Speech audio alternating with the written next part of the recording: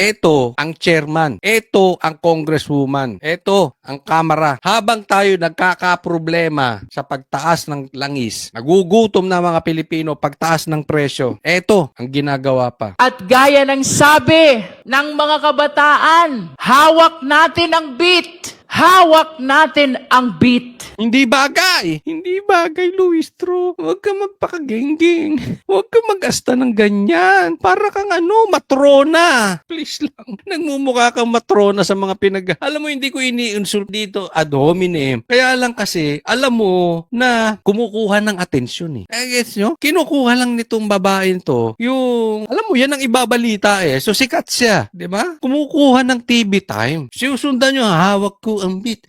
Hawak ko. Hayaan mo na sa mga bata yun. Hindi ko po sinasabi na kung ikaw ay may edad ay wala ka ng karapat. Ay, hindi doon. Halimbawa, marami namang may maedad eh. Hindi naman ganyan. O sige. I-mute ko lang kasi may tutuloy ko ha. I-mute ko lang. Kasi baka makapiright tayo ha. Pero tuloy natin yung video. Oy! Oy! Oy! Oy! Oh. Di ba nakakasukak? Ating! Oy! Oy! Oy!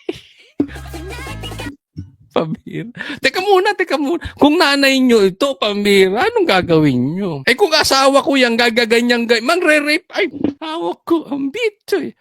Minute ko lang. Ulitin natin ha. Natin ang beat. Oh, hawak niya ang beat. Oh, kanta natin. Hawak ko ang beat. Hawak ko ang beat. Hawak ko ang beat. Hawak ko ang beat. Hawak ko ang beat. Hawak. Ang pangit pala ng Crocs pag sumasayaw. Nagulo tuloy yung aking Ambira, oh. Nananawagan ako sa mga pinklawan. Bakit naman pinklawan? Taas ang kamay ang mga nasuka. Sino sa inyo dyan ang mga nasuka? Kainin nyo. Mga pinklawan, kainin nyo yung mga sinuka. Total kain suka kayo. Pinklawan, pasok! Ay, nako. Ito ang star of the night. Dito natin binababoy ang Pilipinas. Hindi siya yung baboy, ha. Binababoy nyo sa maganyang style. Ang laki-laki ng problema natin. Ang issue mo, hawak ko ang beat, diba? Ako tanong ko sa inyo, ito'y tanong lang. Since star of the night to si Luistro, magkano kaya ay kinita nito? Nagtatanong lang tayo ha. Kasi kahit si Chanko sinabi niya diba? Yung may mga pumirma, may bonus, binigyan. Kakampi ng administrasyon yun. O ano sinabi ng mga ex-marines? Pag kada hearing nagbibigay sila ng envelope, diba? Kada hearing. Si Dilima nga nabigyan. Yung iba, doble pa raw ang binibigay na envelope. Siguro depende sa binitawan. Ay, maganda binitawan niya ng asar.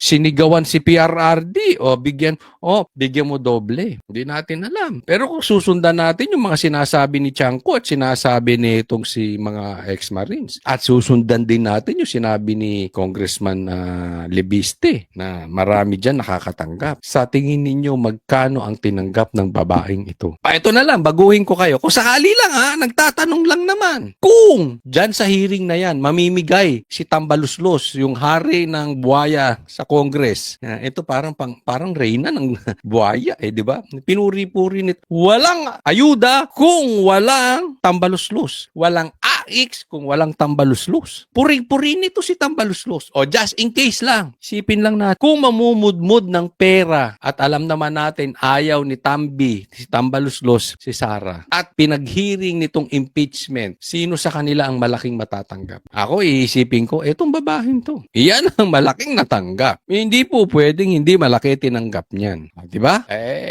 Ano pa? Of course, siya ang star of the night. Siyang nagpaiyak-iyak. Gusto niyo pa ba? Pasayawin pa ulit natin? Ha? Pasayawin natin ulit to si Luistro? Wag na. Baka maubos yung kinain nyo, sinukan nyo. Ay, pasintabi dun sa mga Ito may papakita ako sa inyo, ha? Tingnan po natin. At tingnan po natin kasi may sinabi po yung star of the night kanina. Si Luistro. Star for all season na si Luistro. Kasi ang sabi niya, kung walang itinatago si BP Sara, dapat magpakita. Di sinagot siya ngayon nito si Guanzon. Basahin po natin. Sinabi ni Luistro, kung walang kasalanan si BP Sara, dapat magpakita. Pero itinago niya dati. Mas malala yun, rape. Anong punto ni Guanzon dito, Attorney Guanzon?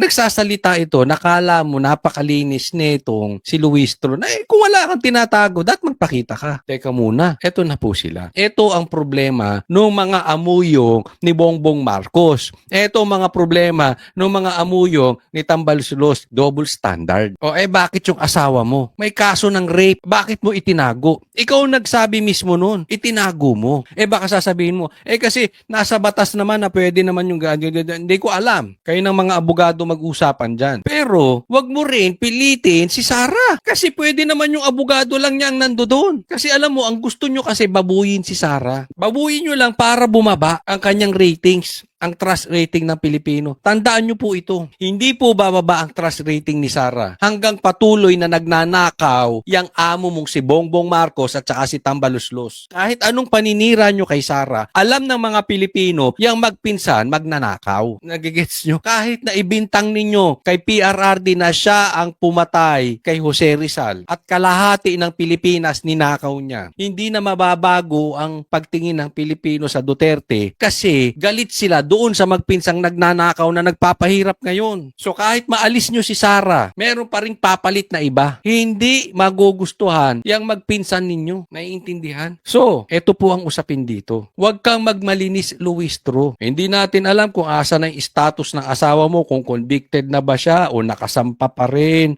Ang punto po dito, wala kang karapatan magsalita na kung walang tinatago, magpakita. Ikaw nga, itinago mo yung asawa mo. Hindi, ako eto, kung totoo lang, kung totoo nang rape yung asawa mo, hindi ba nakakadiri yun? Well, anyway, hayaan natin ng husgado mag-desisyon nun. Hindi natin alam kung talaga bang nag-rape o napagbintangan lang. Ang punto, maghunos daily ka, Luistro. Medyo napaghahalataan ka na gustong-gusto mo na mapuna ni Tambaluslos.